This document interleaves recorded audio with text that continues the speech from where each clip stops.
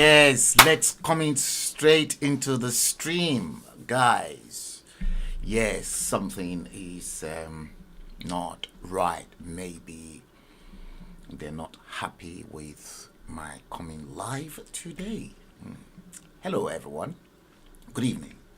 You're welcome to Liberty Media Communications. Welcome to the Bleeding Edge. Yes. I'm monitoring a handful as well from the device on my right hand there.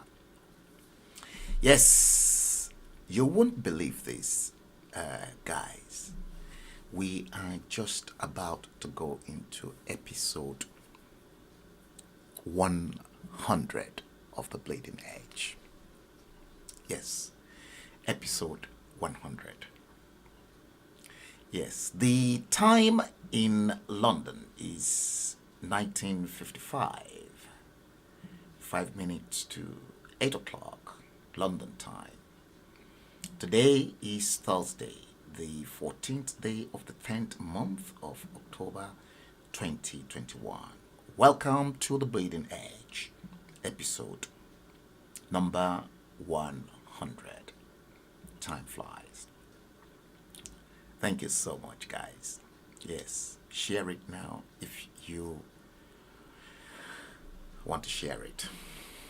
You have to. I insist that you just have to share it. Go on. Don't wait too long. Somebody somewhere may be dying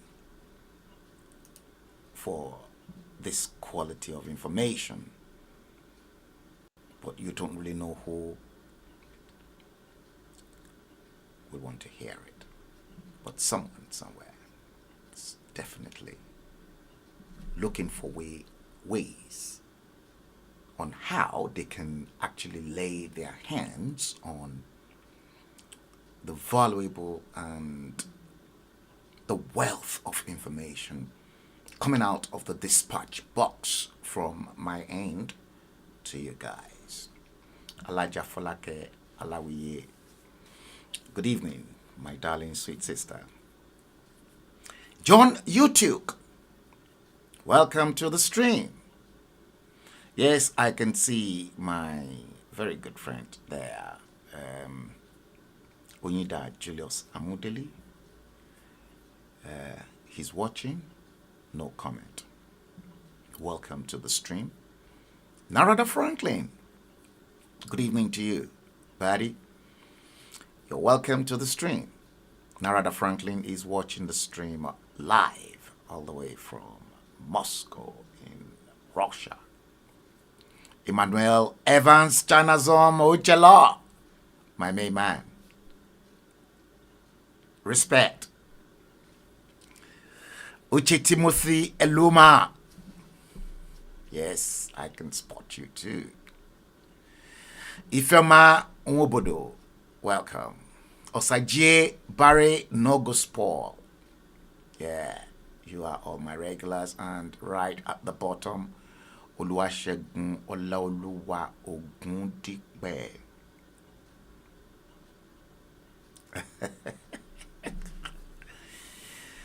Yeah, I'm going to make it available on both ebook, flip up ebook, and on print. So many people can download the ebook as well. I'm working on the technology. Darani Juwon, you're watching from Atlanta in Georgia. Oh, bless you. I know I've got series of friends request on Facebook. I'm awfully sorry if I have not responded to some of you who want my friendship on Facebook.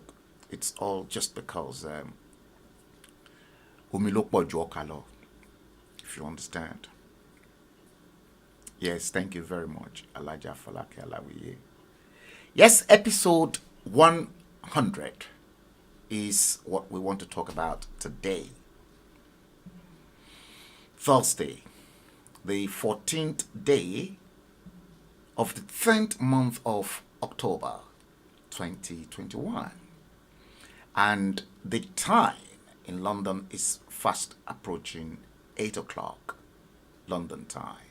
1959 exactly, but it can turn to be exactly 2000 hours anytime from now. So let us assume we're kicking the show starting as from 8 o'clock London time. You're welcome. I salute each and every one of you. Share it now. Yes, it is exactly at the stroke of 2000 hours London time. Thank you, guys. Yes, I've got some crazy bad stuff for you. Yes, some really, really crazy bad stuff. Crazy ones. And those crazy ones, they are the unusual ones. Very, very unusual. Weird. Curious. But it is true. Yes, thank you, Tarani Jojuan. You said it is 3 p.m. in Atlanta, Georgia, USA. Thank you for that, guys. 3 o'clock in the afternoon in the States. Yes. Mo kí yín lọ́pọ̀lọpọ̀ ẹ káàbọ̀ sórí ètò náà. It is well. It is well with each and every one of us. It is well with our soul, and it is well as God,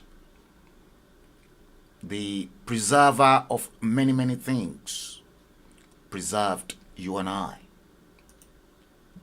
today. Okay. I want to start the show today by asking very, very politely. I want to ask very politely.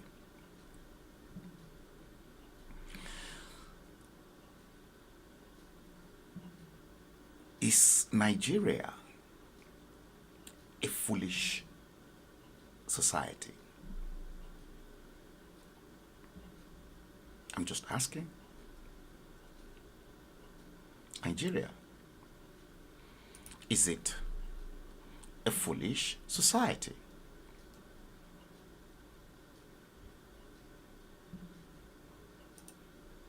Is there any other description that you guys can come up with other than foolish? Is there? Because I want to prove something here. Is Nigeria a foolish society? Peter Idahosa, you're welcome to the stream. I ask politely, is Nigeria a foolish society? I've posted your comment so that it will reflect the time. And Peter Idahosa, you blatantly say, yes, Nigeria is 100% foolish society.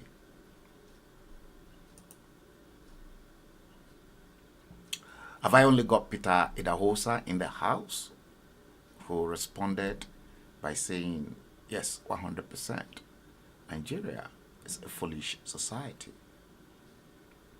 Thank you, Terry Omoalade. Welcome to the stream. Share it, please, if you feel like doing so. Okay. Those reckless politicians that have been ruling you since 1960 right up to 2020 plus 61 years after independence. this them lot.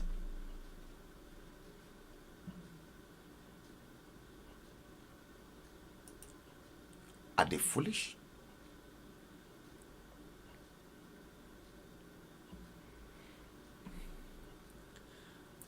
Are they this caliber that I've carefully mapped out for you?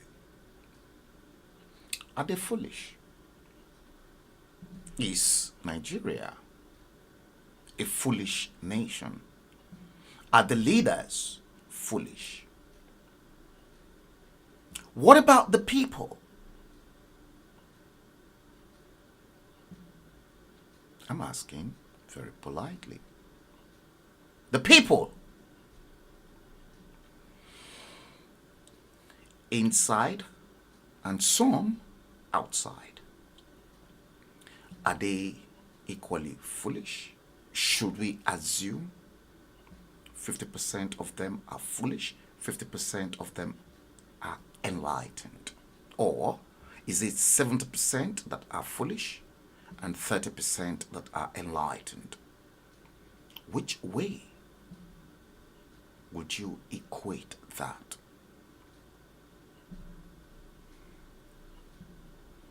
And to buttress this argument, because we are going to go into the heavy stuff now, that I keep reminding you lot, and I think across any platform, I saw this and I've been hammering since late last year. Will there be 2023 in a foolish nation that's been misruled 60 years ago after the United Kingdom gave them independence? And everything that I have to say on my platform and have to carry out is to present a brilliant argument without any need for a head-on confrontation on the need to break up Nigeria immediately. You heard.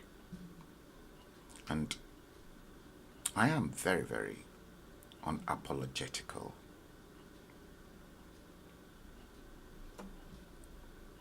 See, Nigeria, is it a foolish society? Are the people foolish? Now, I want to run you through some names here. And then you, as viewers, can now conclude whether the society is foolish or the people are foolish themselves. And then you can then begin to equate in terms of ratio those that are foolish and those that are sane. The insane and those that are sane. The mentally derailed ones and those ones with a cool straight head.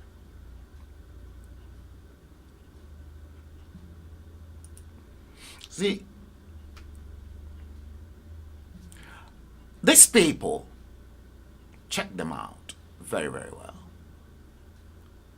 The first that I've got at the top of my priority is Danjuma Goje. Don't forget, is Nigeria a foolish society? Is Nigeria a foolish nation? Is Nigeria a foolish country? Danjuma Goje was accused of mismanaging 25 billion naira state funds by the Economic and Financial Crimes Commission, EFCC, in a foolish nation. Where is Danjuma Goje today?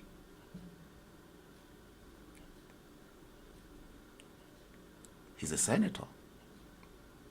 legislator in the House of Senate, the upper chamber. Someone who stole 25 billion naira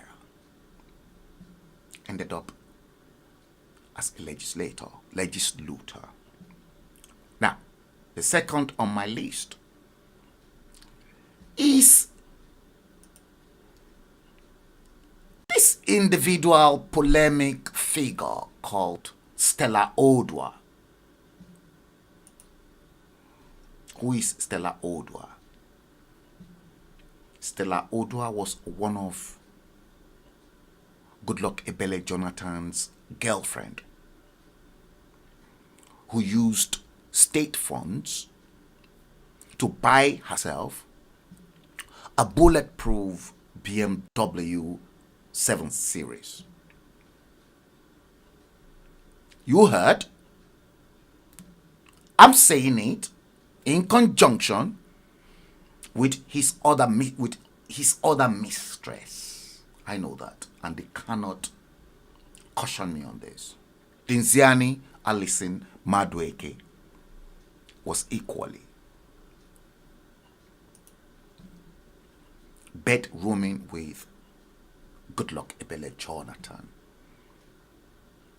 Stella Odua, accused of diverting 3.5 billion naira by the same EFCC. Where is she now? She's sitting comfortably in your Senate. Right? Check it out.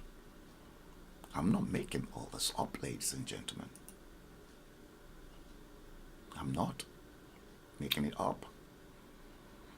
That is the truth. That is the whole truth. And nothing but the truth. And that's why Aso Rock and the caliphate in the north, that's why they claim that stupid Frank Bello is the biggest threat they've got outside Nigeria. But I promised them, after destroying their stupid, useless document, that I won't be coming. They shouldn't expect me to come to that shithole that you will see today. I thought that God-forsaken, hopeless nation, foolish nation, was a shithole 10, 11 years ago.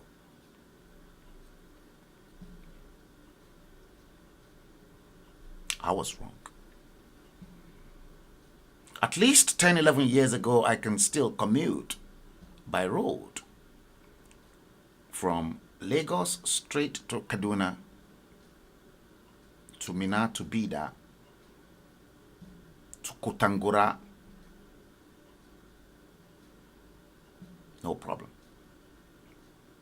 I thought I had already seen it all with the road that were death traps. I took pictures.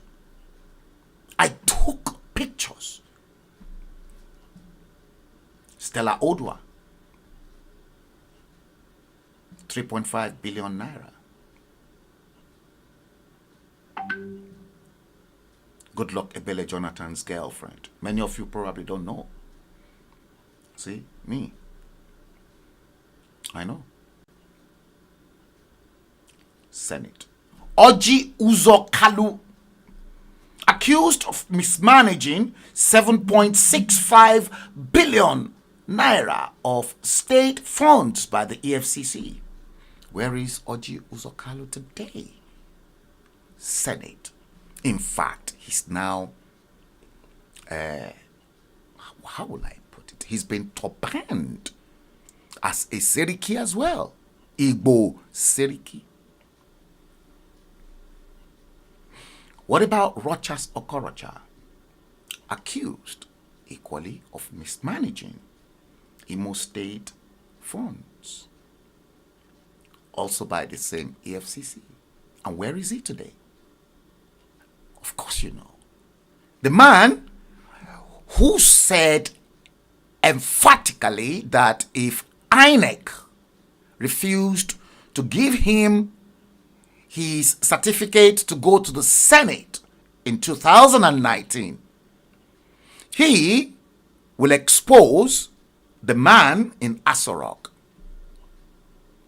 He's not the first. Adams Oshiomhole too said the same, that should he be removed as the chairman of the APC, he'll tell the whole world, the man in Asorok. At least 3 people confirmed that.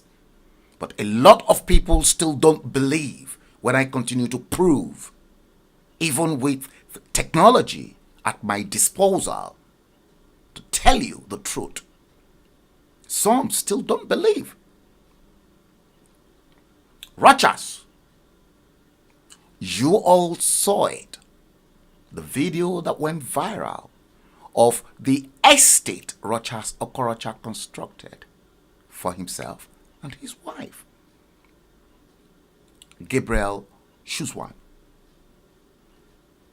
3.1 billion naira. Also, where is he? Ex-senator. Ike Ekweremadu. Many of you perhaps still remember that in 2018, he came all the way from Nigeria to advertise on the big red bus here in London. And many of them will say London is not key to the center of politics in Nigeria. London is key to the center of politics, and what people don't realize is that perhaps they don't even know the value of the statistics that I have got at my disposal. The United Kingdom is home, second home to Nigerians outside Nigeria. That's why they are always scared. They're always scared about what comes out of terrible people like myself from the diaspora. See, Ike Ekweremadu, where is he? Senate, accused of money laundering and other illicit dealings by the EFCC, sitting comfortably in the Senate. Honorable Senator in my balls. Ifeanyi Oba, I'm still going to him later on. I've got a clip to play you lot, mate. Accused. Guess what? 43 billion naira oil subsidy fraud. Also by the EFCC. Where is he now? Senate. He wants to take over the mantle of leadership from Hope Uzodinma very soon. We're still going to go there. We're going there. Ibrahim Shekarau, accused of 950 million naira of mismanaging Goodluck Ebele Jonathan's campaign fund by the EFCC. Where is Ibrahim Shekarau today? Senate.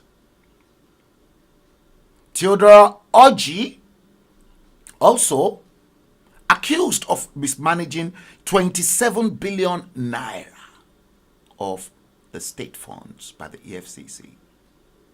Where is he now? Honorable Senator.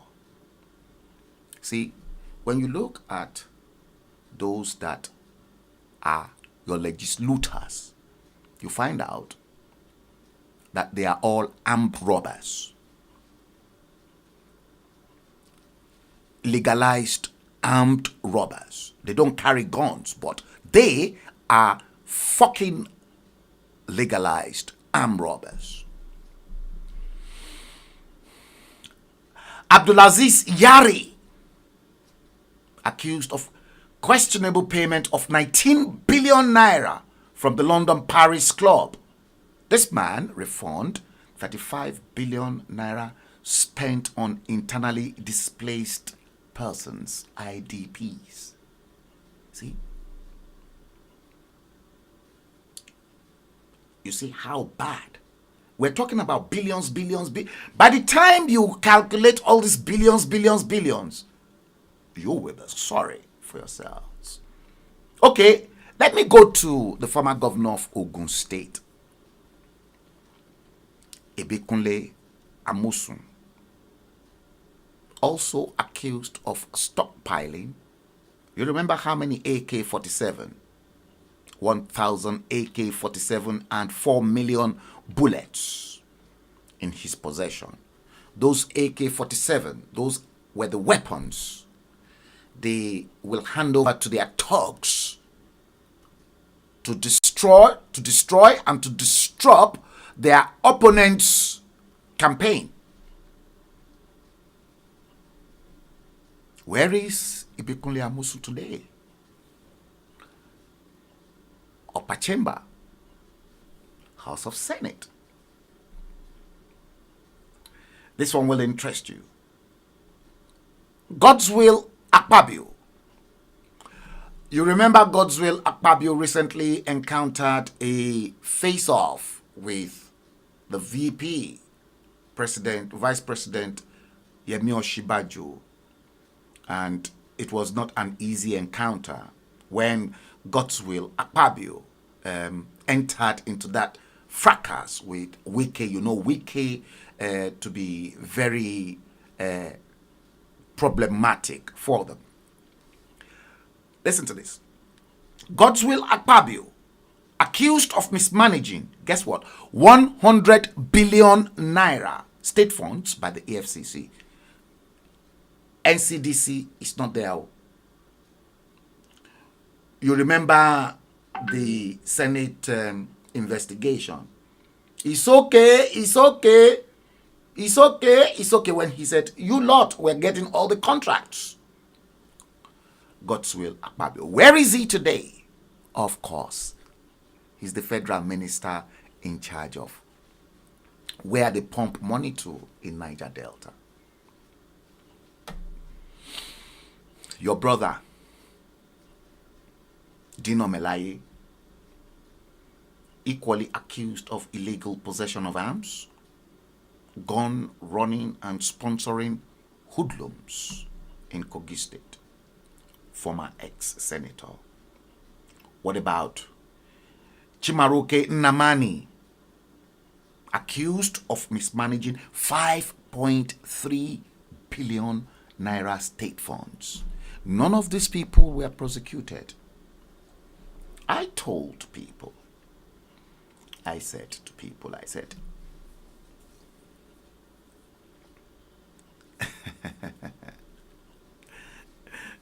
yes, Emmanuel Evans Chinazom Uchelo. It's okay. Drop your mic. Yes, you remember. Now, yes, Alaja Folake Dino is a joke. Now, I want to go into this first. Okay? Look at that. This is Lagos Sango Ota Abeokuta Expressway 2021. Ladies and gentlemen, 61 bloody odd years suffering and smiling. Look at an express road. Lagos Sango Ota Abeokuta Expressway in 2021.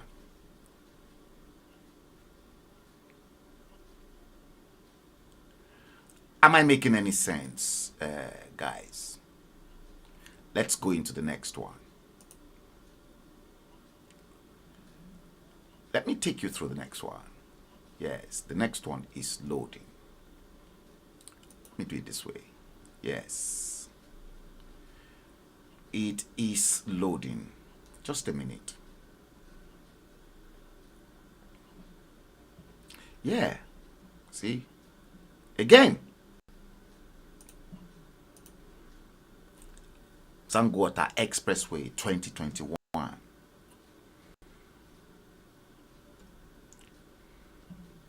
See that?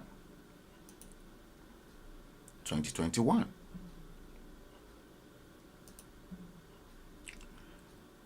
Look at that. Lagos Death Trap Expressway.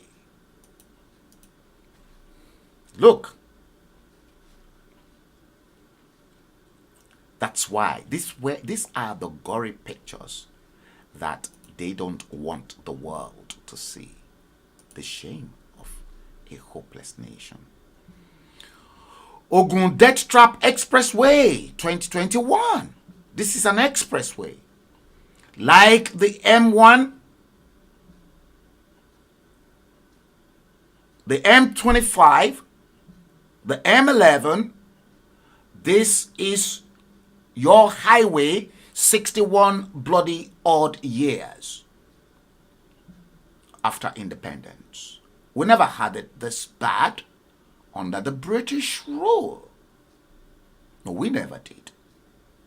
And as a matter of fact, I once streamed a show to advise those rogue politicians, those Dambaroba, Shegemutumu, Banzani politicians back in Rogue 9, to hand over the power back to Her Majesty, the Queen, if they cannot rule, so that the people of that country can enjoy dividends of democracy.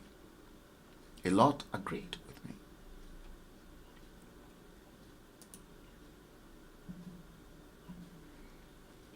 Look at that. Another road, death trap, Ogun State, and they've got governors.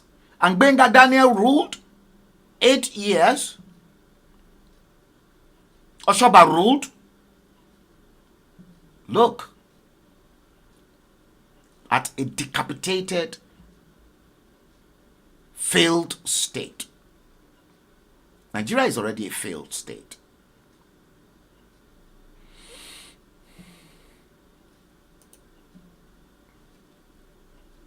Look at that.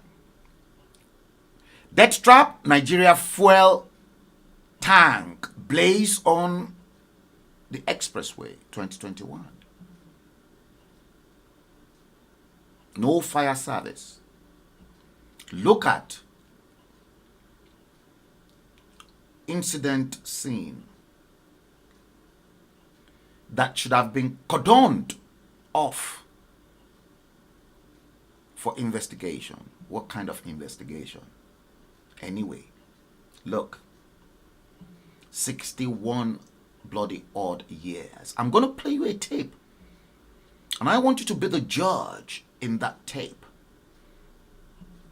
There's a lot more. See, another one here. Ablaze on the expressway. This one is Lagos Ibadan.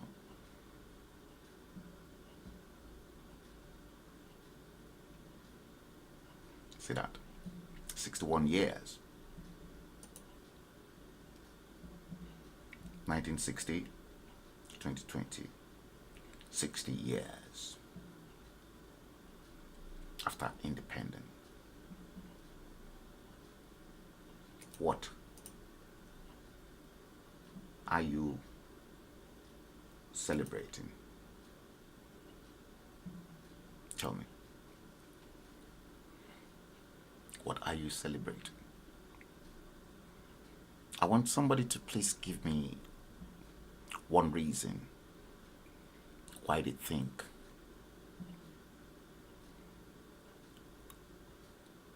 you should celebrate.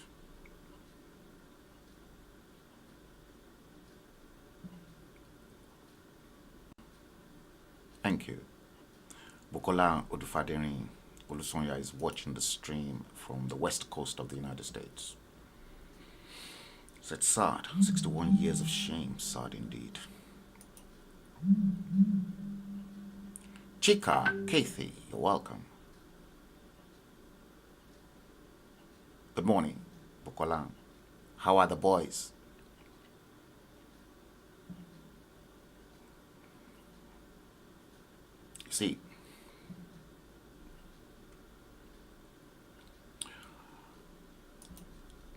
See, that is the problem I have. Because I don't know exactly what everyone is celebrating. And when I came up with this, I politely asked, will there be that 2023? Will there be a 2023? With a question mark.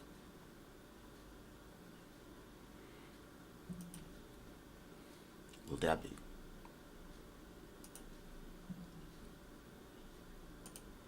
See, before we go into the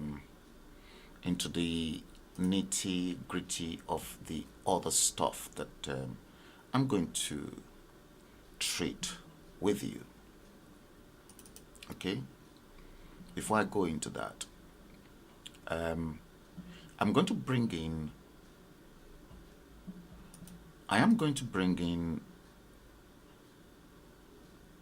just a minute.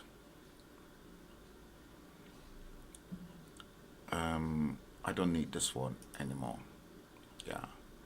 So, yeah, I am going to bring in this tape. And I want you to please follow this tape very, very carefully. And this is based on some of the few things that you've just seen. But I want you to please analyze this tape very carefully. I was vexed. I was really vexed when I got it. Vexed to my bones. I'm looking for it, guys. I'm pretty sure, yes, I found it. Okay, I found it. Now, please listen to this tape very well. I'm going to throw you some questions as we go along. Here we go. It's 7 o'clock in Nigeria. Today is Thursday, 24th June 2021. My counsel this morning is titled, God Bless Nigeria. He said, God bless. He said, God bless Nigeria. That's why I said, please, follow me with this stuff. This piece of trash saying, God bless Nigeria. God will not bless Nigeria anymore. God will not bless Nigeria. And I'm going to prove why God will not bless Nigeria. Let's listen. There are Nigerians who claim Nigeria is not working for them. They took the option of traveling abroad, but they never left. Their bodies and souls are abroad, but their troubled spirits remain. Did you hear that? Our trouble, all of us that are abroad in the diaspora, we are troubled. See, Terry Omoalade, thank you. Let me post it Let me post it in case that guy watched this show. God scatter Nigeria. You see, he described us in the diaspora as troubled Nigerians, because I'm not a Nigerian anyway. I'm a very proud Yoruba man, undiluted, 100% pure-blooded.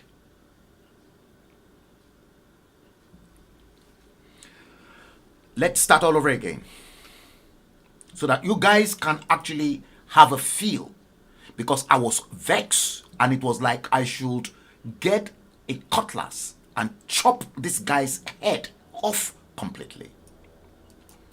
Let's go back again. Let's start it from the beginning.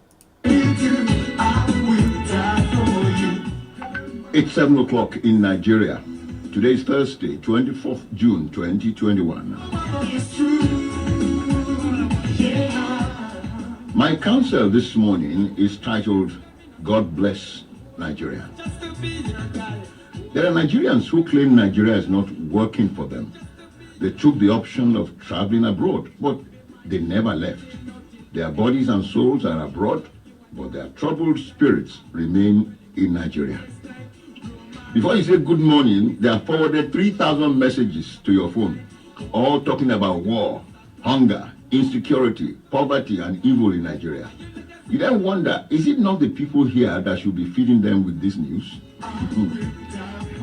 They do the same on WhatsApp groups, on Facebook, Twitter, and such like.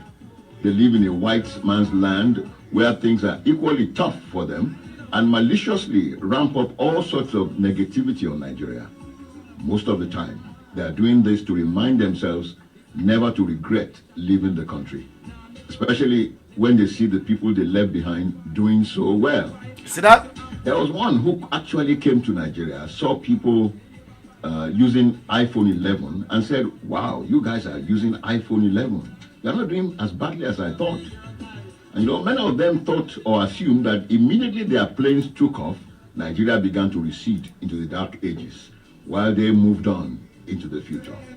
So they create the bubble of we are secure and you are not on the social media. Now, I got a call some time ago from one of my Nigerian people abroad. He was panting and shivering and said, we heard that there is war all over and the people are already fleeing into neighboring countries in Nigeria. I told him to calm down. And I asked, do I sound like somebody who has been running and panting? That was when he realized that he was the one who was actually worked up, not me. And while I'm not saying that those who travel should forget their native land, I'm imploring them to let those of us living here to live our lives in peace. Some of the languages employed by many of them in their tweets and other writings Listen to show this. how disappointed they are, or how disappointed they are. Listen to that. That people are still buying and selling in Nigeria regardless of their absence. They wreaked so much havoc during the recent protests, and they are not relenting. The recent protest, EndSARS, we wreaked havoc. Stay far away in their foreign location and throw fire all over the country. You see that? You have to wonder what motivates such people and why they are determined at all costs to see Nigeria fall into pieces in spite of the untold hardship this will bring on people.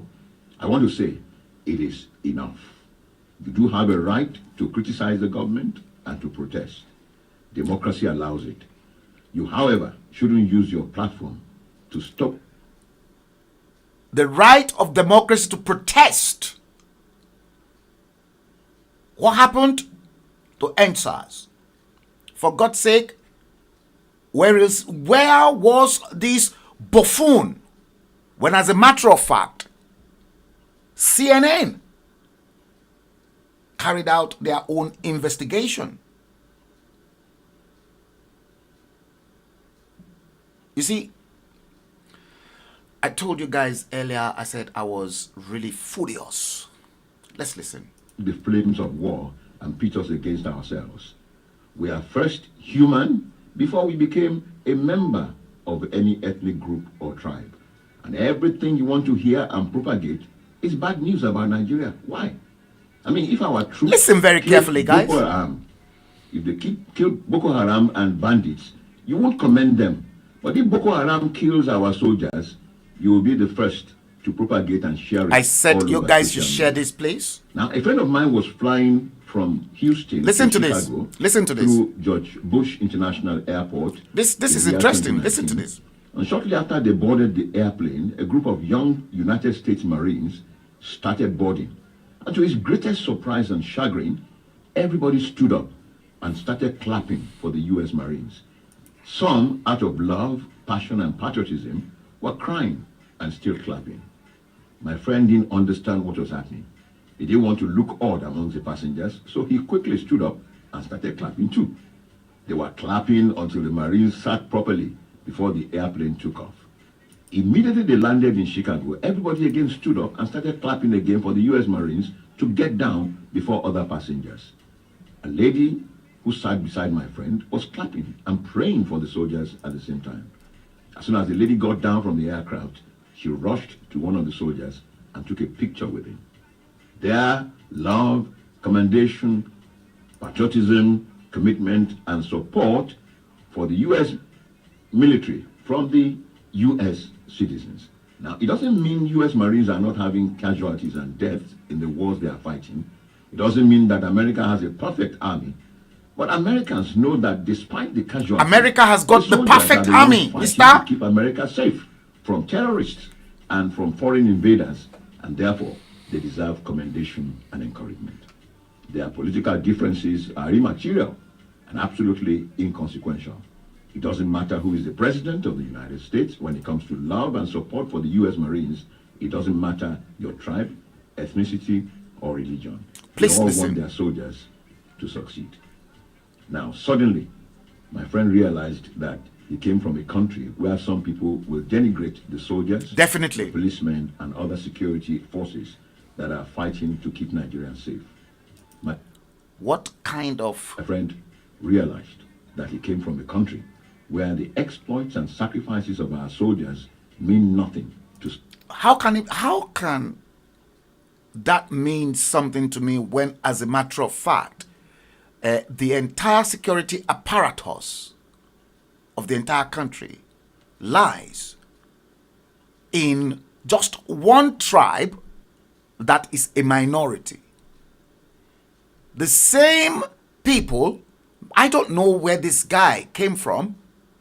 Perhaps he's not been reading his papers to educate himself. The fact that some terrorist group that the international community tagged as being terrorist now had the audacity to now say, oh, because they are repentant Boko Haram, they should be reinstated into the Nigerian army. So, will I, as a matter of fact, put my life in the hands of such hopeless individuals,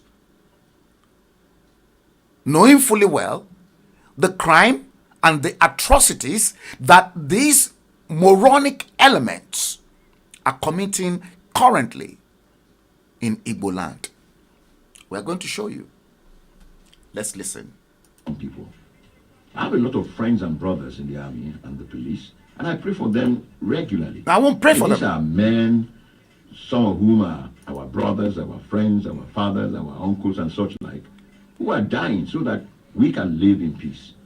I'm not saying there are no egg or bad eggs amongst them, but they are human beings like us who choose to deny themselves certain pleasures for the safety and security of Nigeria.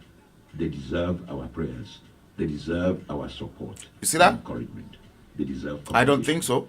I agree that there are challenges in the country, but we have no other country than Nigeria.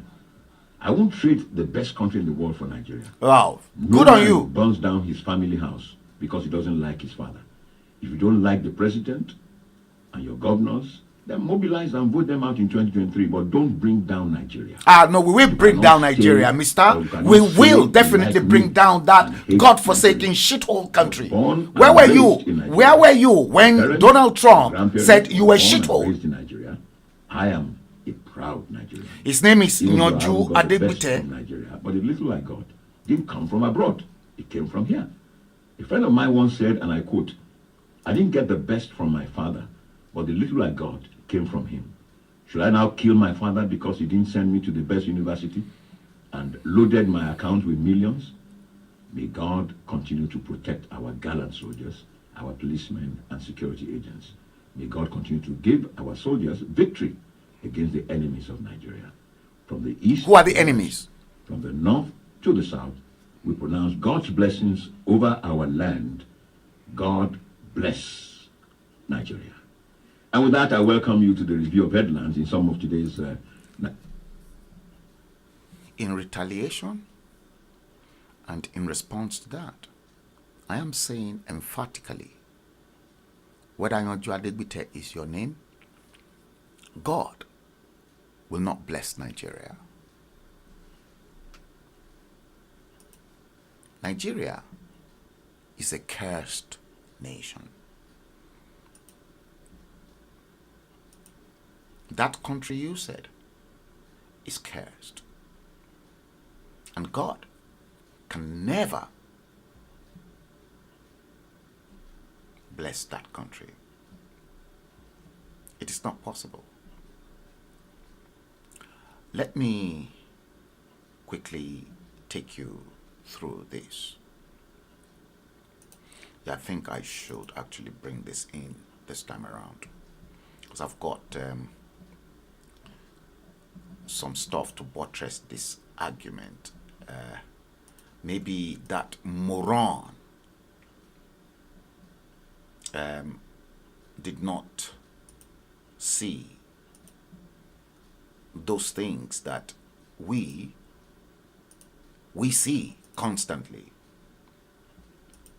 and which, on the other hand, is beamed across the world. Now, this is Global Terrorism Index 20, most terrorized countries in the world.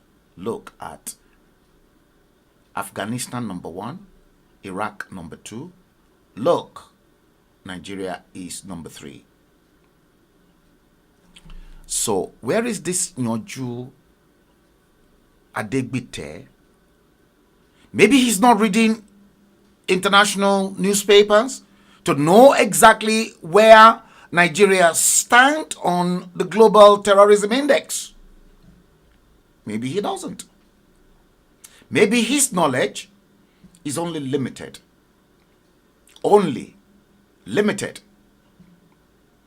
to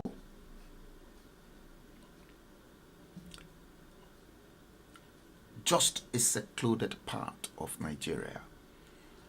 I won't be too surprised. This same man may not even have a clue of what's going on in Ghana. Now look at this.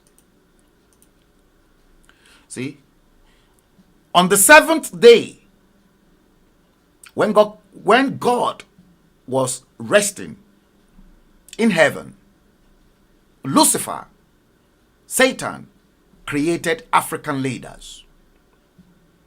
Maybe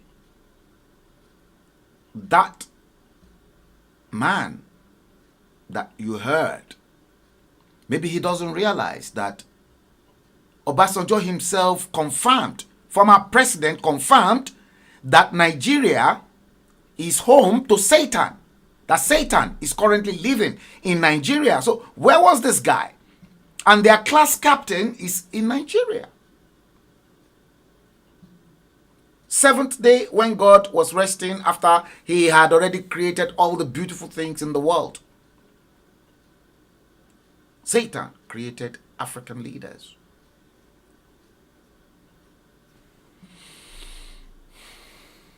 Guys,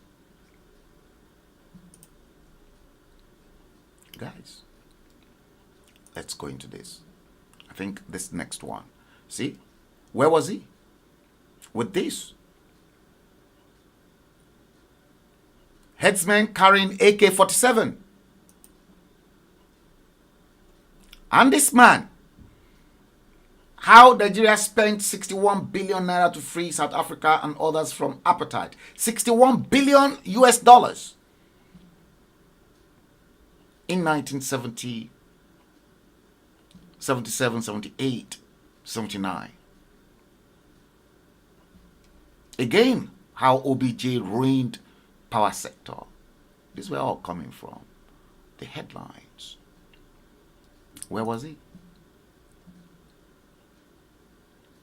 This is how they educate their own children. See them? See them? That's how they educate the common man's children. Okay. Let's do it this way. Let's do it this way. I'm really angry. Especially, I'm angry at those that sees the truth and they fail to speak the truth to the powers that be.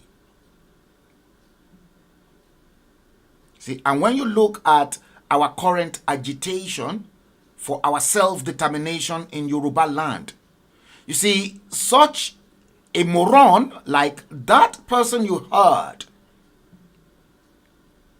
are right inside the Yoruba nation self-determination struggle.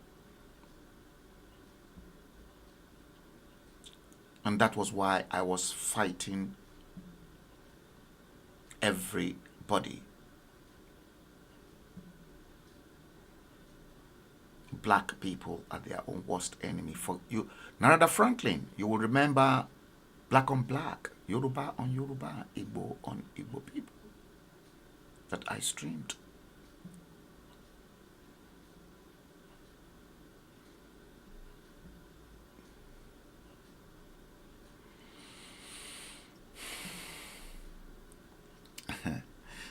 Guys, drop your comment. You ain't seen nothing yet. Emmanuel. Yeah, Bukola Odufadiri Olusoya. You posted Yoruba man for that matter. He could be a diluted Yoruba man. Not 100%. He's probably not even a Yoruba man, but probably born in Lagos, grew up in Lagos, and like any other person, speaks Yoruba fluently. A full-blooded Yoruba man knows deep inside that Nigeria is on the intensive care unit. Politicians know. What about all those politicians, Smart Ideyemi, who came out and then said Nigeria was bleeding? Where was this moron?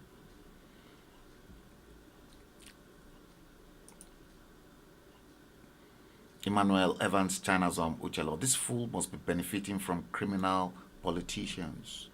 I thought as much. Your thoughts and my thoughts are the same. Alaja Folake Alawiye. Useless country. We're not Nigeria. We're Yoruba.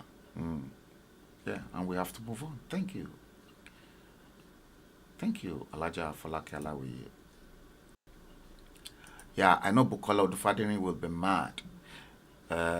You said, how dare him compare America with Nigeria?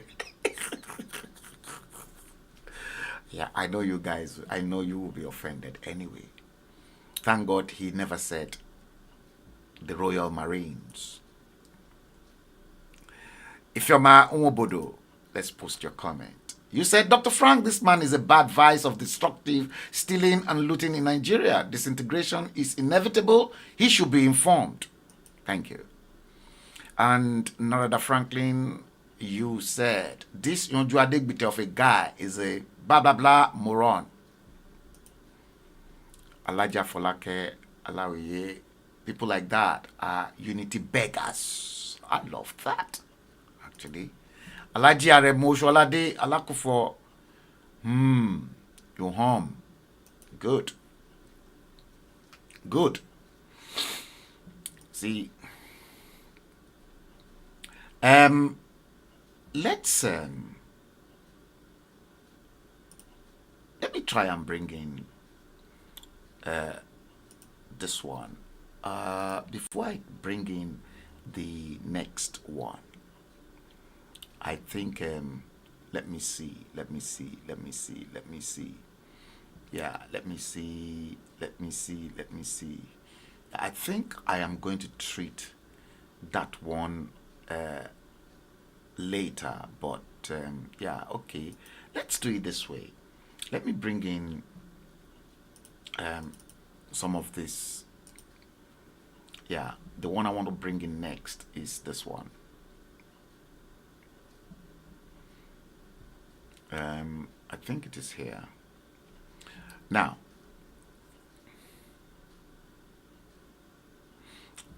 I've played this before, but because of that guy, I want to play this once again. Okay? Now, because this guy, Jew Adegbite, did made mention of the Nigerian police force, made mention of the Nigerian army. Watch this. If you think what you saw in dormitories 9 out of 10 are really bad, then you need to know what is going on here at Block 7. Block 7 has 3 floors. On each floor you have 80 recruits. So 80 by 3, that brings you up to close to 300, I should say. Now Block 7, this is a toilet facility for Block 7. There are actually 9 toilets altogether, but only 2 of them are functional. Let me show you. Now you can see the place is a total mess. You have the toilets this way, and then you have the bathrooms this way. Let's show you the toilets, what they look like. These are the toilets now. These are the only functional toilets. This one, you can see, this is functional, still working, even though in 2021. It's in a bad shape, it's dirty, but it's still functioning. The recruits are still force. using it. This is the second one, but the others are not functioning at all. Let me show you. Let me just show you one of them that is not functional. For instance, this has been covered for so many months now. It's not working. These, of course, you can see bolted. I mean, bolted with the iron bars, not working. Let's show you another one that is not working. Look at this. It's not working. And then this. Police college. As well. And Nigeria Police College. Not working. What about the bathrooms? I mean, the bathrooms are really horrible. Just look at them. They're very dirty. Of course, the water here doesn't run. The recruits come in here with their buckets each time they want to take their bath. That's one of the reasons why the entire floor here is soiled, water all over the place. Everything, the situation here is horrible. You wouldn't believe people come in here to take their bath and to ease themselves. It's really, really so bad. Well, I've been told that the soccer way is filled up. That's one of the reasons. Soccer way the filled up. Not working. But the fact is that the situation here is horrible. Horrible. It's unbelievable that people still make use of this place. 300, close to 300 in recruits, I should say, making use of this facility. 300 recruits. 300 recruits. By the Nigerian police force. That is the conditions they are subjected to. I beg, where is that moron saying God bless Nigeria? Please, where is he? This is not hearsay. Fact-finding exercise.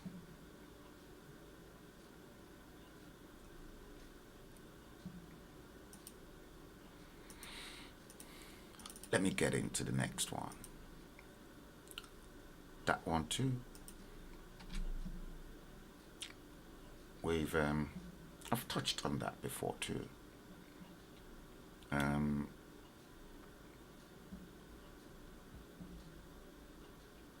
Yeah, this one.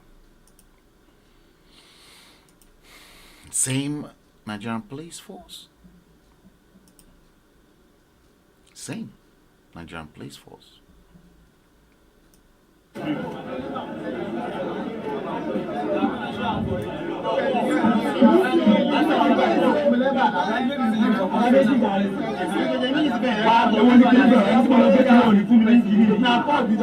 Nigerian police force in Ikeja, Lagos. Yeah, this scene is very amazing. What you're seeing here now is you have 50 people to one bowl of well, it's called eba locally here in Nigeria. One bowl of eba, and then 50 people. a bowl of soup, not very small, very the soup is so small, and then you know the funniest thing, 50 people to one fish. 50 people to one fish. Just take a look at this. There you can see the fish. There you can see they're sharing the fish. Now this fish, it's just one piece of fish now will be shared among 50 recruits. 50 recruits to one fish. Quite amazing.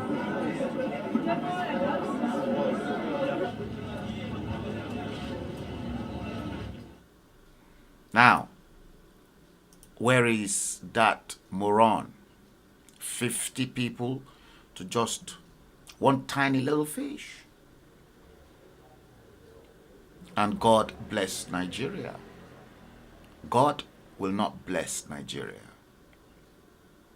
because Nigeria is cursed by God. It's a cursed nation. Watching this kind of films as humans, that blood flows in my veins. I cannot comprehend why fellow human being will subject another human being to such horrible condition in life.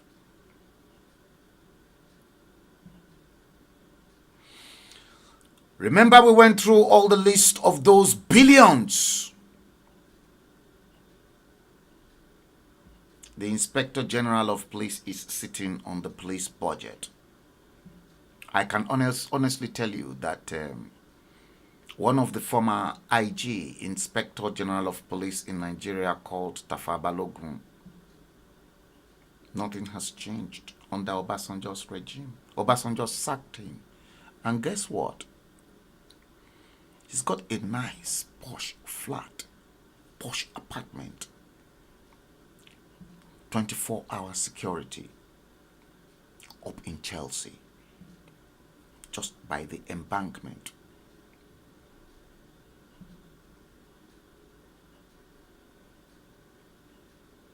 You heard.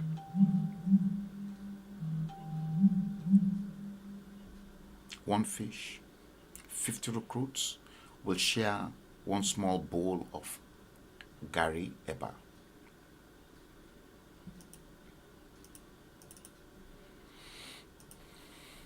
Where is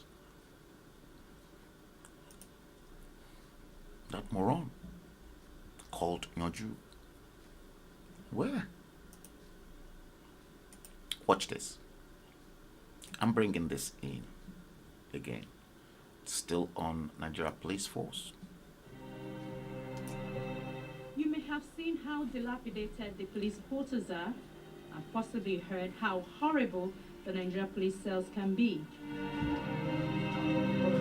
The reality is, right from the academy, the Nigerian police officer has known no better way to live. It is hard to believe that the policemen that are not only the first line of defense, but often the last line of defense for us as citizens when we go to bed at night, are expected to thrive in an environment that is as challenging, and I choose my words carefully.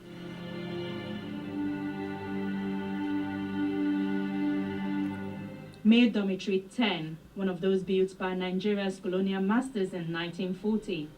Today, its windows and doors are damaged, with no plans for any repairs. Look at Police College. Meanwhile, the recruits will spend 13 months of their lives in here. 13 months. Look at their dormitory where they sleep. Inside, it is hard to believe that a young man who signed up to serve man and country will end up in a hostel in this Look at that. No electricity here, and the occupants point out blood stains from bedbug bites. You see that? Still the lucky few. At least their floor has been plastered. There are worse dormitories. Look at Nigerian police force training. Look at where they are kept. The female hostels are no better. You see, female hostel.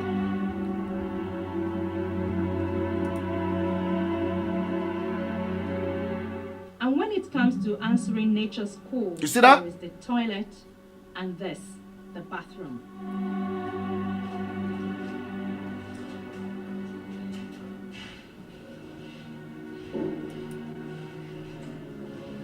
You see that?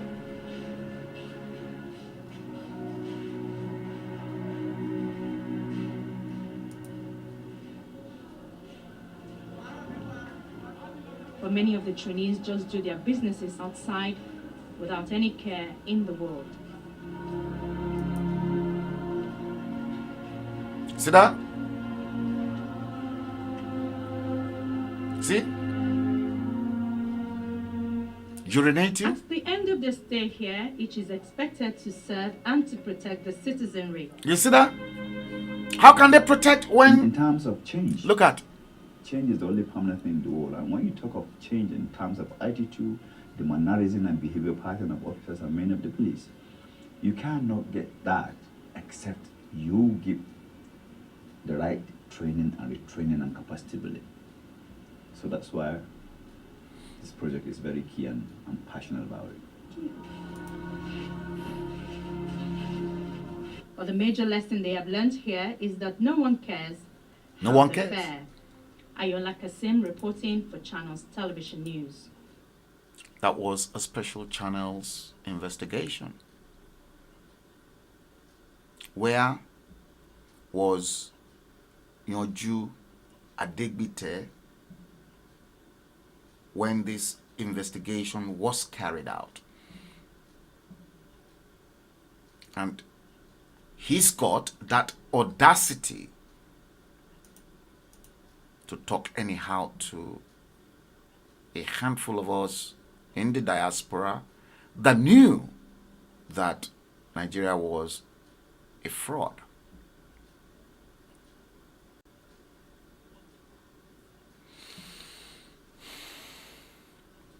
Dominic Arieta said, Frank, the Nigeria Police College is an incubator house for coronavirus and all diseases for government to borrow money from the Westerners. Thank you for that. Helen Ashinobi DK, you are watching the stream.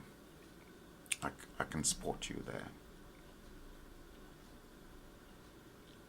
See, remember the several billions. The several billions. I repeat. And then we've got this one. No, it is not this one that I want.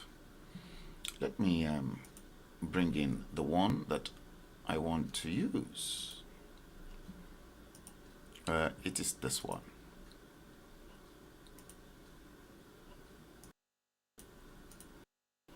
Yeah. See, I've got 3 pictures in there. You can see in the blue frame, you can see Tinubu behind Sani Abacha and obviously Abiola. And here you can see Abacha and Abiola together. Now, that picture in the blue frame on the left, that you saw Abacha and Abiola together in the front. Abiola was at Aso Rock to tell Sani Abacha to honor the gentleman agreement between himself, Babangida, and Abacha himself. That Abacha should take over government from Shonekon few months down the line and then hand over the power back to the winner. Because the power, the order to annul June 12 came from the top military hierarchy to Babangida. And here, if I may do it this way, guys, let me do it this way so that you can see it. I'm going to do it this way so that you can see this very, very well. Okay? Yeah, you can see that. You can clearly see here the picture of Bola Tinubu in 1997. The picture of Bola Ahmed Tinubu in this day, the Sunday newspaper, April 13th, 1977, page 9, Sunday Politics, to which Bola Tinubu said he doesn't believe in one Nigeria.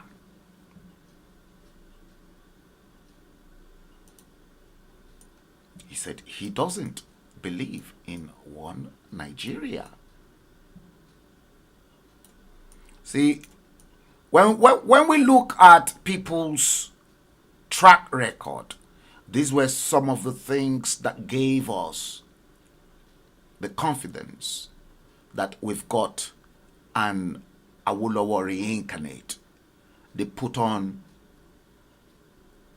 shades, frames, the likes of the late sage, just to fool many of us. It is not too late for Bola Ahmed Tinubu to join forces with us for a Yoruba self-determination.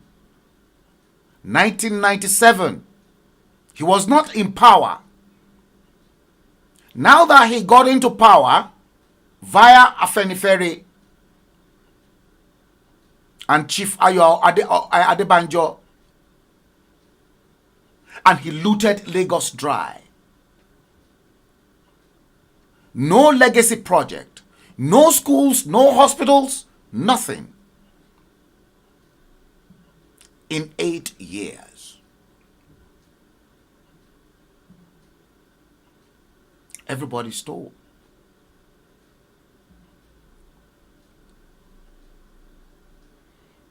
Let's move on to the next one. I don't really want to treat this right now. No, I don't want to treat this right away. No, I don't want to do this right away. No, it's not time for that one yet. It's not time. I don't want to deal with that.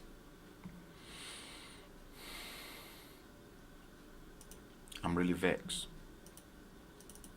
Now, let me play you this one.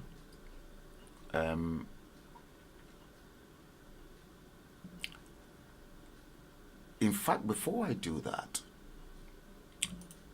let's go into this first of all.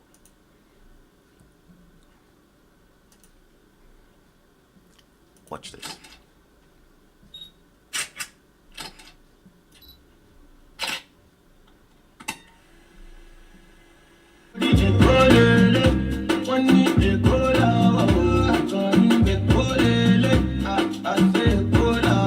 Gbogbo ọmọ ìpínlẹ̀ Èkó, etí yín mélòó? Ẹgbẹ́ kan tí ọ̀rọ̀ mẹ̀kúnnù Èkó jẹ lógún. Ìyà yìí tó l'Èkó movement ló rán mi sí yín. Iná ti jó dórí afárá gọ̀ǹgọ̀ fẹ́ sọ. Ìlẹ̀kẹ̀ fẹ́ já tòwútòwú. Ṣòkòtò fẹ́ máa túyà gbanìṣó lóde. Àwọn Yorùbá ní bá a bá faṣọ sílẹ̀ fún wèrè. Wèrè á lóṣọ ọ̀hún gbó, á sì lóṣọ ọ̀hún fàya. Ọ̀rọ̀ mi dorí ò dorí. See, where was Yanju Adegbite when that was streamed? Now, this one, I want to bring this in for your attention, ladies and gentlemen. And this particular one will freak you out. Here we are. Republic of Nigeria at the age of 24. And he was Nigeria's permanent representative at the United Nations before he was 26. Dr. Jack Yakubu Gowon became head of state of Nigeria at the age of 32. And guess what? He was a bachelor. People like King Alfred Dietesby,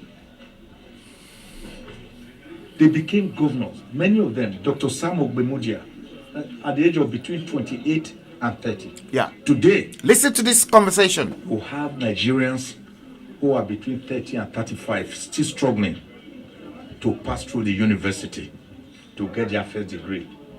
Because a course that ought to have been for 4 years is elongated through strikes and other catastrophes to become a course of 7 years, 8 years, and 9 years. Now, the children that ought to be protected are rendered most vulnerable. In Nigeria, they go to school. In their schools, they are captured by Boko Haram, by kidnappers, by armed bandits, and their parents are made to pay ransom. In fact, in the one that happened in Kaduna, that one took on an higher altitude when the kidnappers now demanded from the parents of the kidnapped children to buy and bring for them bags of rice, beans, gari, palm oil, vegetable oil, sugar, salt, Maggi cubes. They even dictated how many of these should be brought, or else they will kill their children. That was to keep the children alive for the purpose of ransom being paid for them. So we have a situation where we are all vulnerable, not just our children. In schools, we are vulnerable. In our markets, we are vulnerable. In our offices, we are vulnerable. On the streets, we are vulnerable. In our farms, we are vulnerable. In the air, we are vulnerable. On the waters, we are vulnerable. Everywhere, there is problem. Nigeria has never had it so bad. And a country like that, without peace and tranquility, without security and welfare, which are the two primary purposes of government, can never progress. It will just suffer the fate of the barber's chair of perpetual motion on its axis without any progress. And that is why today's symposium, today's workshop on Nigerian children and insecurity is very apt, very apposite, and very timeless, because it presents us an opportunity to x-ray the clear and present danger of the multifarious problems that currently beset the Nigerian child, who, when he is not able to go to school, is also made a child laborer. See that? Selling gala and pure water on our streets. Or 61 years. As a girl wife to rich people between the ages of 12 and 16. That is not how to grow or develop a country. Nigeria must begin to go back to brass tacks. We need a new constitution. Listen to that. For the people. A constitution to be subjected to a referendum for the Nigerian people. You listen to that? Why are we afraid of a referendum? Referendum simply means that the people buy into the document so that it does not just become plastic. It becomes animated. It carries the will of the people. It carries their imprimatur. It becomes legitimate. It becomes respected. It becomes autochthonous. See, new constitution. Now, look below the strip. We are now all vulnerable. Nigeria has never had it so bad.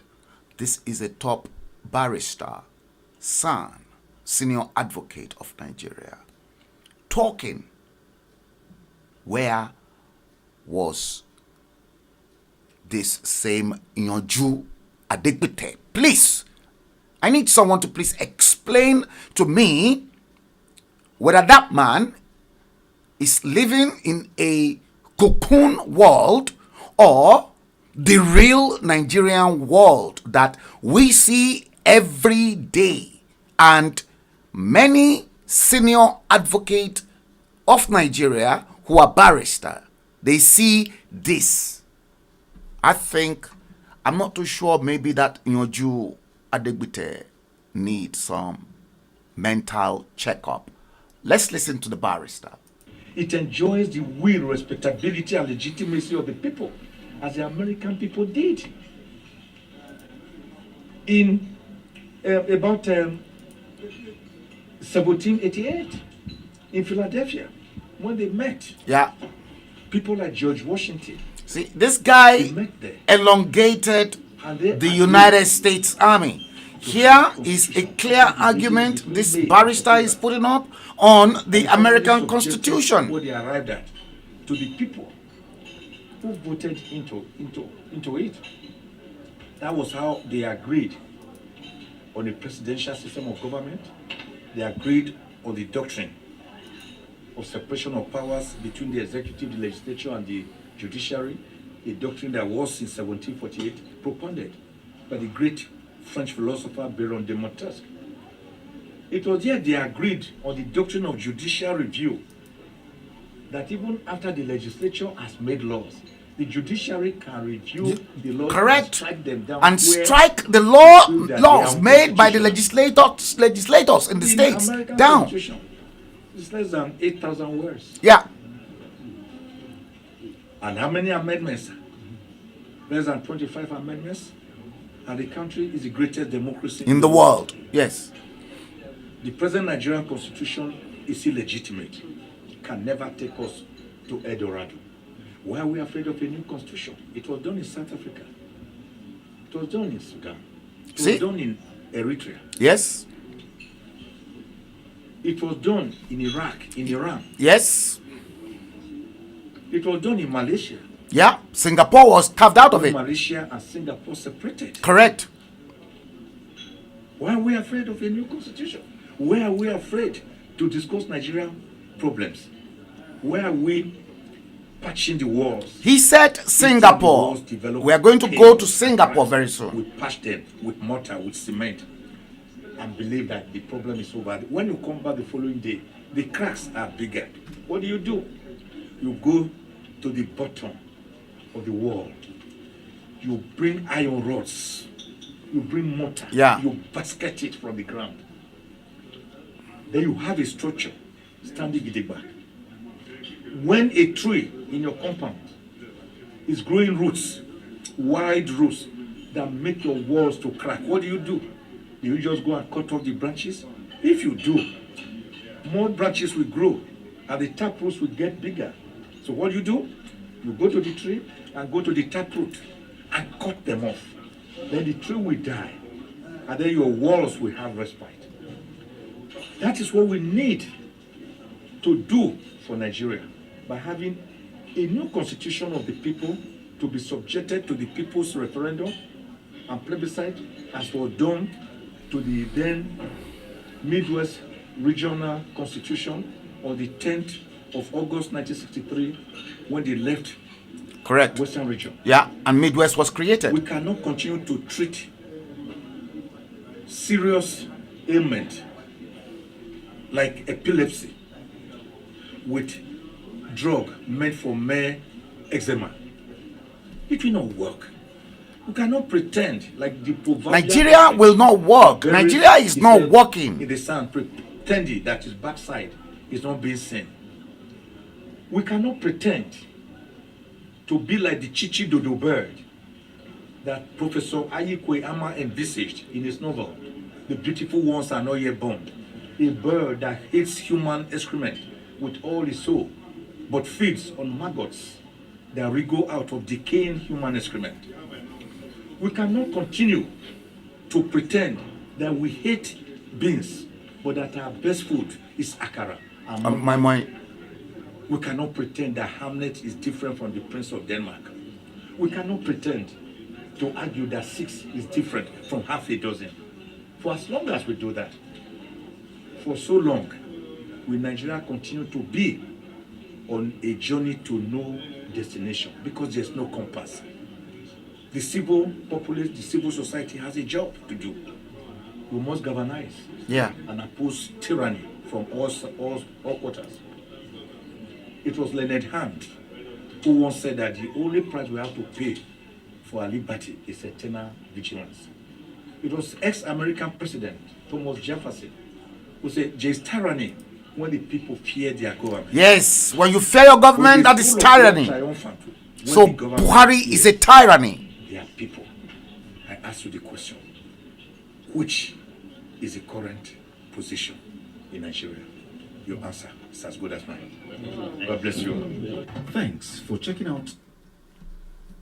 Where was Noju Adigbite?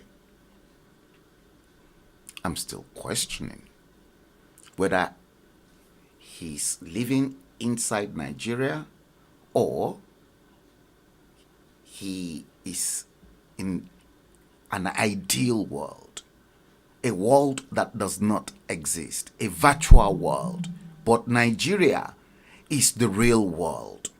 And Nigeria, let me assure you, is the hell on the surface of the planet. Did you hear that? And I'm not going to retrieve that. Nigeria is the hell on the surface of the planet.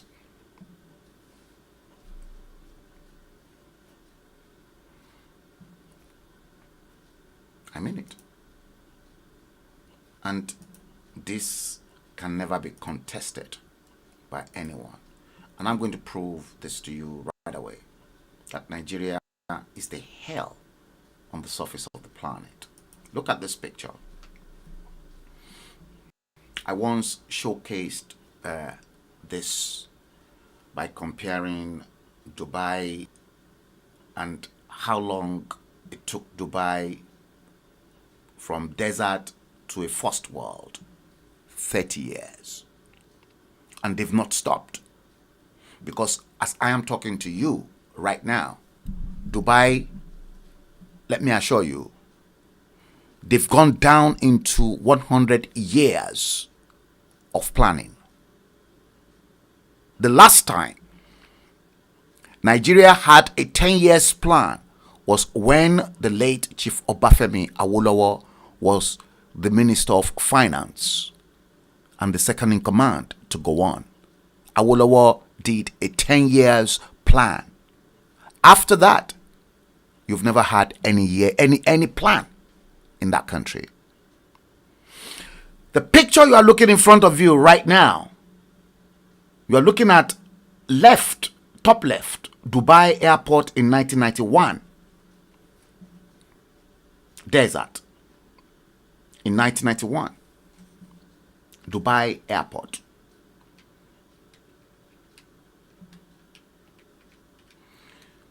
Okay? When I said it took 30 years to turn the desert into a first world, 1991 to date, it's exactly 30 years. Now, look at Lagos Airport underneath in 1991. Compare Lagos Airport to Dubai Airport in 1991. Lagos Airport was declared open by Olusegun Obasanjo, I think in 1977, either 76 or 77 or 78. I remember that.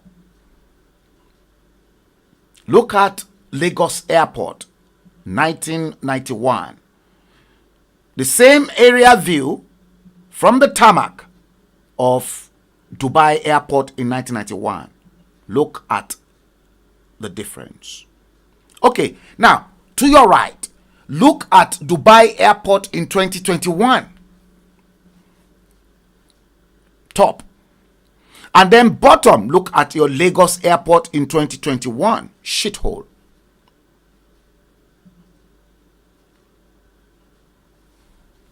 Dominic Arietta, you said Frank Bello, Nigeria bought an aircraft for Dubai then. Not only that, they even loaned them, they gave them money, free oil money.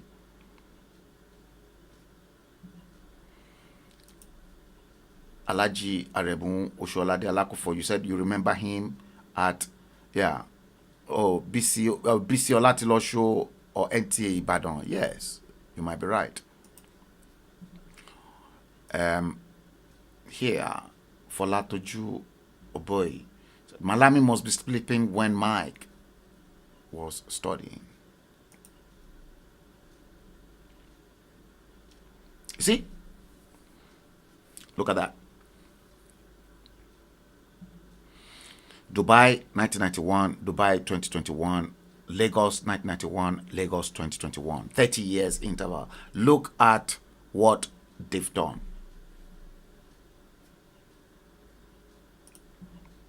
Look at what the Arabs did with money. What went wrong? What exactly went wrong? What went wrong? I'm only asking. What went wrong? And somebody somewhere, let me bring that in as well so that you can see it. Look at this. Somebody said, honestly speaking,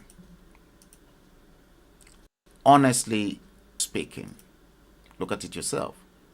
Seeing what Saudi Arabia and United Arab Emirates are doing with their oil money makes me wonder if Nigeria is selling coconut oil.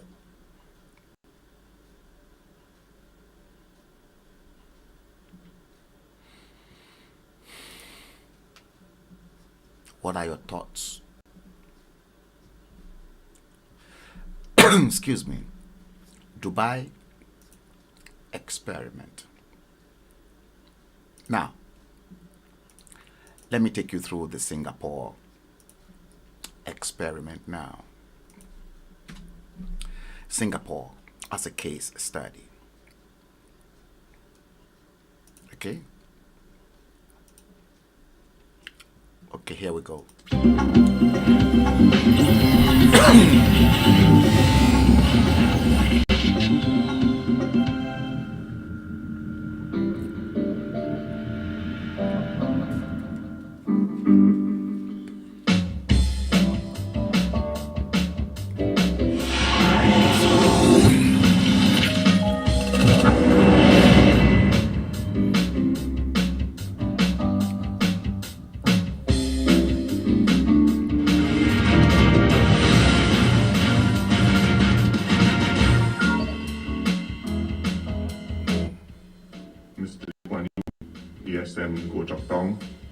Mr. Eric Tan, Director of CPIB, ladies and gentlemen. I'm very happy to be here to celebrate CPIB's 60th anniversary. Singapore is well recognized to be a clean and incorrupt system and country. Our international rankings in this respect are high, whether it's with Transparency International, whether it's with PERC, the Political and Economic Risk Consultancy, or the World Bank. But beyond the rankings, incorruptibility has become ingrained into the Singaporean psyche and into our culture. Singaporeans expect to see and demand to be delivered a clean system. Unlike in some other countries, they will not give or accept any social lubricants to get things done. You see, no social lubricants, no bribery, no bribery. You can't bribe in Singapore. And they will sound the alarm once they sense that something is wrong. Indeed, many of CPIB's tip-offs come from members of the public, including whistleblowers. And they expect to see all cases to be thoroughly investigated and the culprits, if found guilty, strictly punished. Strictly punished. Singapore has greatly benefited from this. Our people and our companies have a reputation Listen to that. for honesty, reliability, and trustworthiness. Our system overall functions properly because policies are developed for the public good rather than private or vested interests. You see?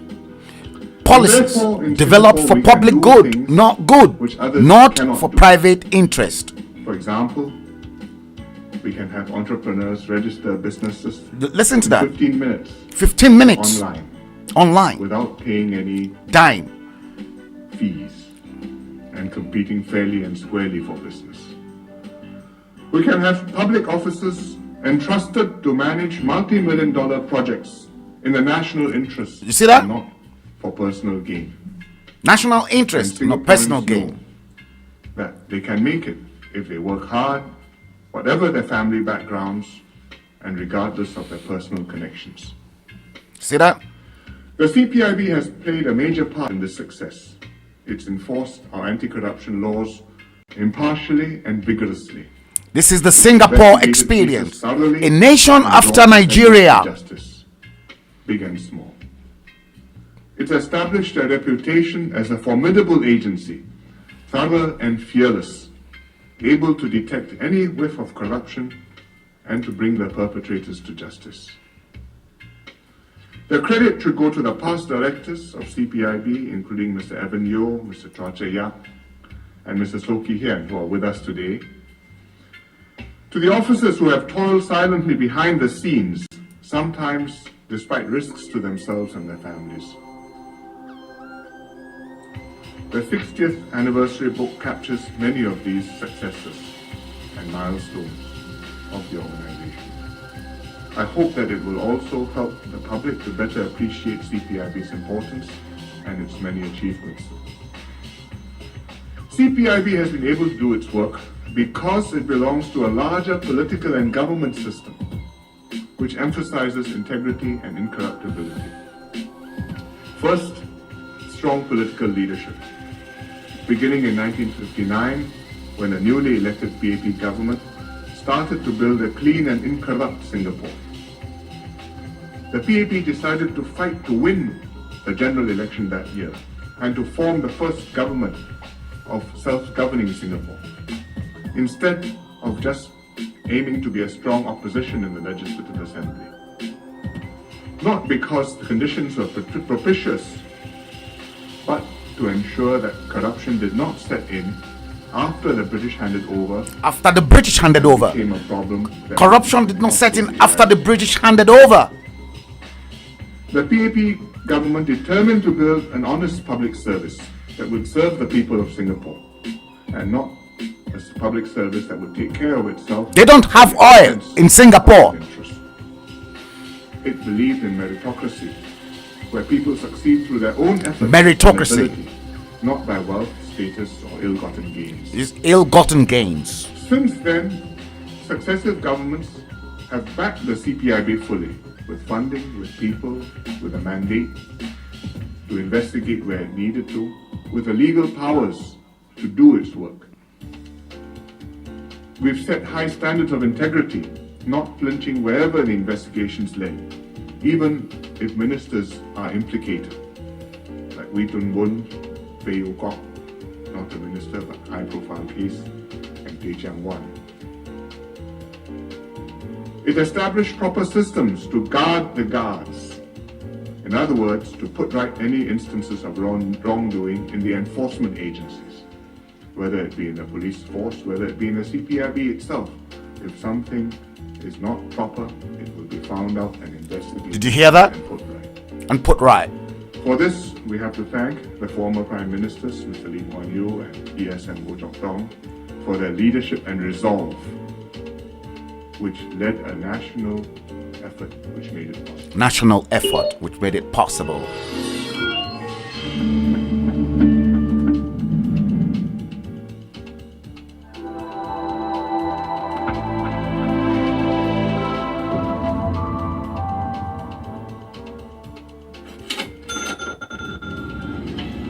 This is the airport, Singapore airport. See, orderly, the luggage are in order. See that? See? That one is stopped. The yellow will stop. You see? It will go now. That one too will go. That one will stop. You see, orderly luggage.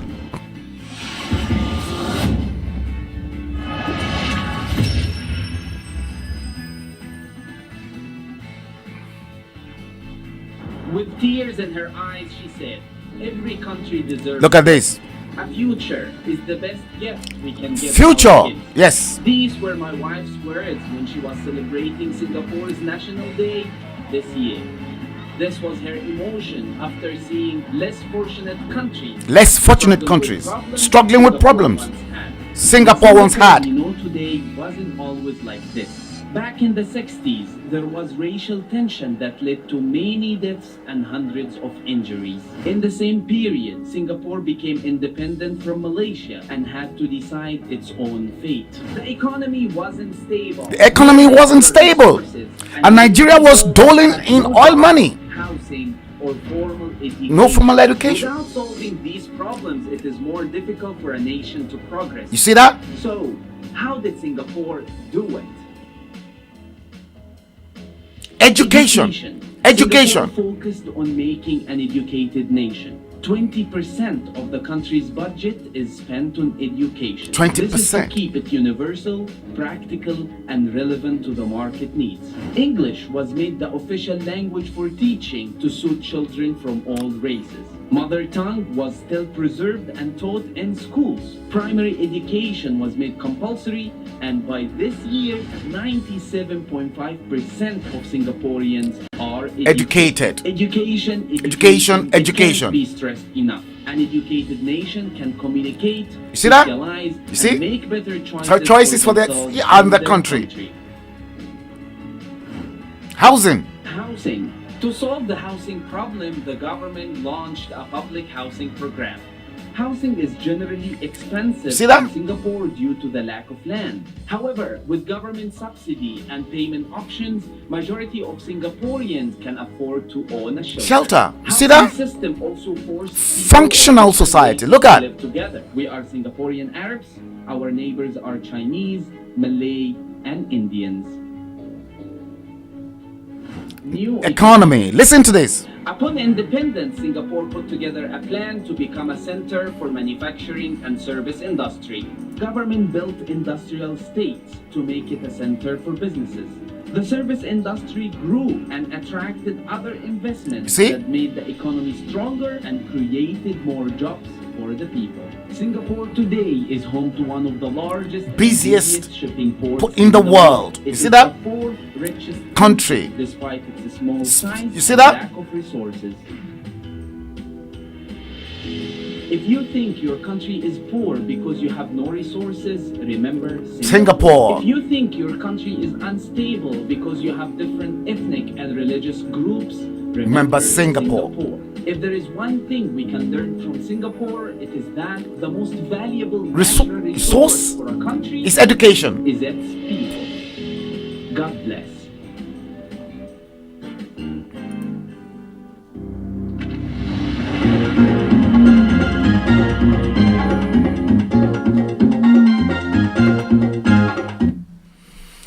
Yes, some people will think I am crazy, but in reality, I'm not.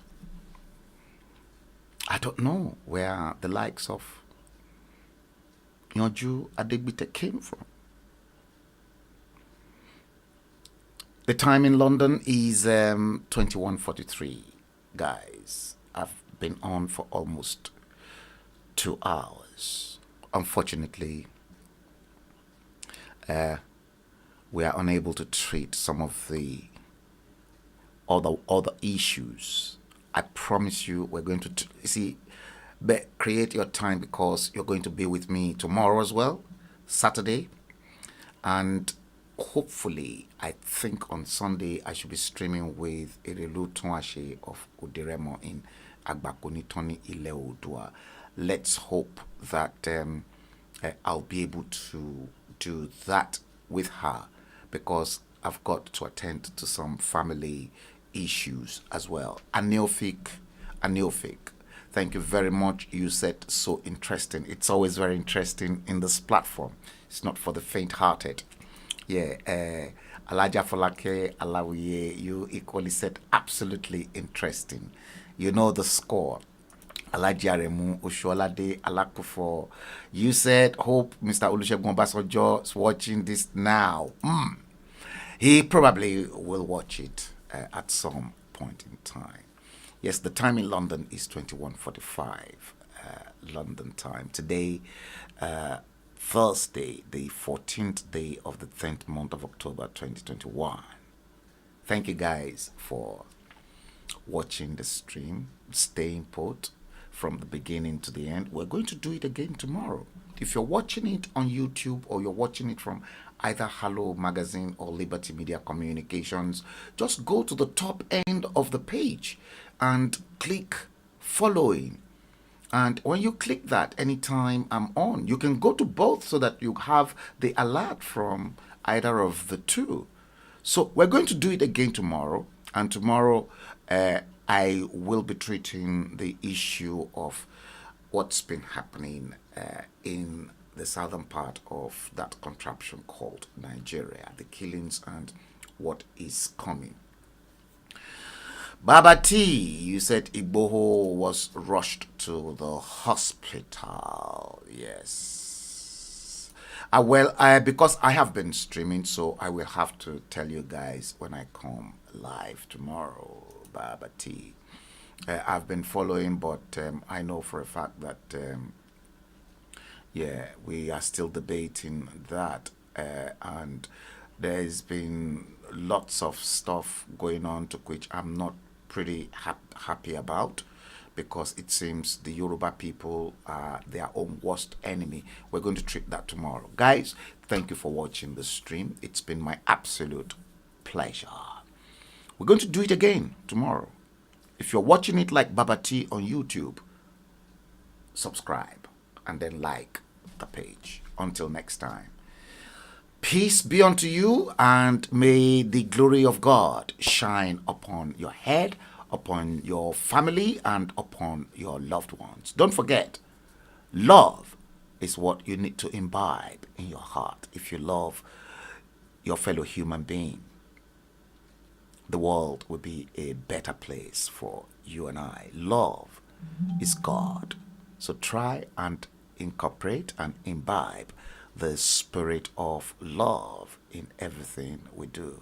Take good care of yourselves, and until we do it again tomorrow, take care, have a good night, and God bless you. Goodbye.